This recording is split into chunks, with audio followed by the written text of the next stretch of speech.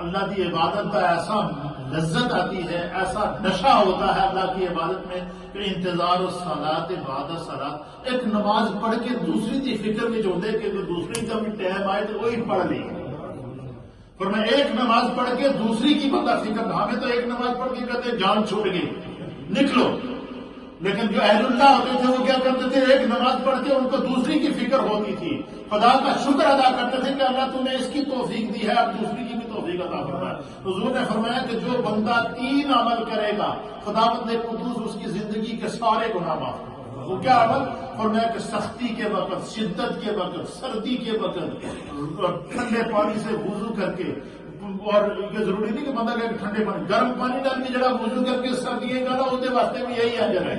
یہ جو گرم پانی کا ہونا یہ خدا کی نعمت ہے، یہ اللہ کا انعام ہے، خداوند قدوس کا ہم پر انعام فرمایا ہے۔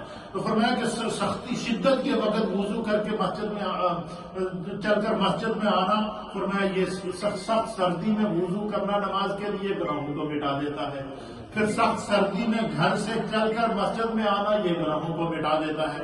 پھر ایک نماز پڑھ کے دوسری نماز کے بارے میں فکر مند ہونا، فرمایا یہ جو بندہ یہ کام کر لیتا ہے 3، اللہ کے حبیب نے فرمایا یغسل الخطایا غسلا، ان الفاظ کا ترجمہ سنیں گے آپ کا ایمان تازہ ہو گیا۔ حضور نے فرمایا کہ جڑا بندہ سختی دے وقت وضو کر کے مسجد میں چل کے اگر نماز پڑھ کے اس میں دوسری نماز کا فکر لگا رہتا ہے، یغسل الخطایا، فرمایا کہ اللہ تعالیٰ اس کے گناہوں کو دھو دیتا ہے۔ غسل یغسل، غسل کا معنی ہے غسل کرنا۔ کیا معنی ہے؟ جب بندہ غسل کرتا ہے تو پورا جسم تر ہوتا ہے یا نہیں ہوتا ہے؟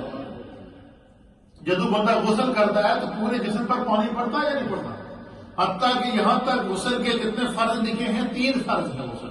پہلا فرض کیا ہے کہ بندہ کلی کرے، دوسرا فرض کیا ہے بندہ ناک میں پانی ڈالے، اور تیسرا فرض کیا ہے کہ پورے جسم پر پانی بہائے، کہ جسم کا کوئی حصہ خشک نہ رہے۔ تو جب بندہ غسل کرتا ہے تو اس کا پورا جسم تر ہو جاتا ہے، جسم کے اوپر سے میل دھل جاتی ہے، جسم کے اوپر سے ہر طرح کی جو ہے وہ سستی اور کائلی ختم ہو جاتی ہے۔ فرمایا جس طرح بندہ غسل کرتا ہے تو اس کا جسم صاف ہو جاتا ہے، ستھرا ہو جاتا ہے، گناہ مٹ جاتے ہیں۔ اللہ کے حبیب نے فرمایا کہ جڑا بندہ سردی میں وضو کر کے مسجد میں آتا ہے، جماعت سے نماز پڑھتا ہے اور ایک نماز کے بعد دوسری نماز کی فکر کرتا ہے، جس طرح غسل کرنے سے انسان کے جسم پر میل نہیں رہتی، خداوند قدوس اس کے ظاہری اور باطنی گناہوں کو معاف کر دیتا ہے۔ کتنا پیارا عمل ہے ہماری بخشش کے لیے۔ اس حدیث کو بھی امام ابن ماجہ نے روایت کیا ہے، امام ابو یعلا نے بھی اس حدیث کو روایت کیا ہے، اور اس حدیث کی سند صحیح الاسناد ہے یہ حدیث۔ اللہ اکبر۔ تیسری حدیث، حدیث نمبر کتنی؟ 18، حدیث نمبر 18۔ وعن ابی امامہ رضی اللہ تعالیٰ عنہ عن النبی صلی اللہ تعالیٰ علیہ وآلہ وسلم قال بشر المدلجین الى المساجد فی الظلم بمنابر من نور یوم القیامت یفزع الناس ولا یفزعون۔ اللہ رواہ تبرانی۔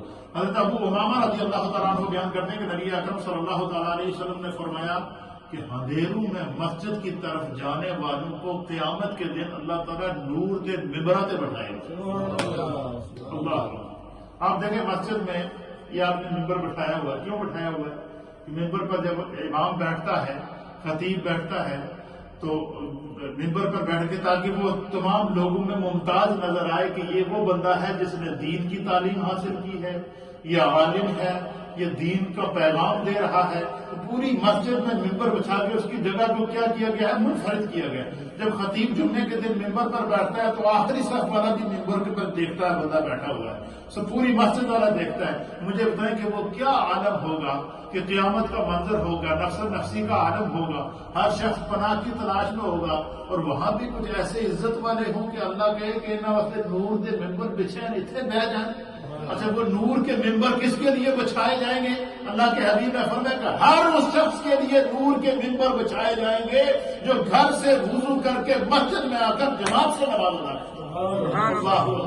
سبحان اللہ و بحمدہ سبحان اللہ العظیم۔ صرف یہی نہیں بلکہ فرمایا کہ قیامت کا جب دن ہوگا تو یفزع الناس ولا یفزعون، کہ قیامت کی گرمی کی وجہ سے، قیامت کی حدت کی وجہ سے، قیامت کی شدت کی وجہ سے، قیامت کی ہولناکی کی وجہ سے، قیامت کے خوف کی وجہ سے جہاں ہر شخص پریشان ہوگا، فرمایا جس بندے نے دنیا میں نماز قضا نہیں کی ہے، پابندی سے گھر سے وضو کر کے اگر مسجد میں نماز پڑھتا رہا، فرمایا قیامت میں سب لوگ خوف زیادہ ہوں گے، نمازی کو کوئی خوف نہیں ہوگا، نمازی پر کوئی خوف طاری نہیں ہوگا، خداوند قدوس اس کو اپنی رحمت کا سایہ عطا فرمائے گا اور ان کے لیے نور کے ممبر بچھائے جائیں گے۔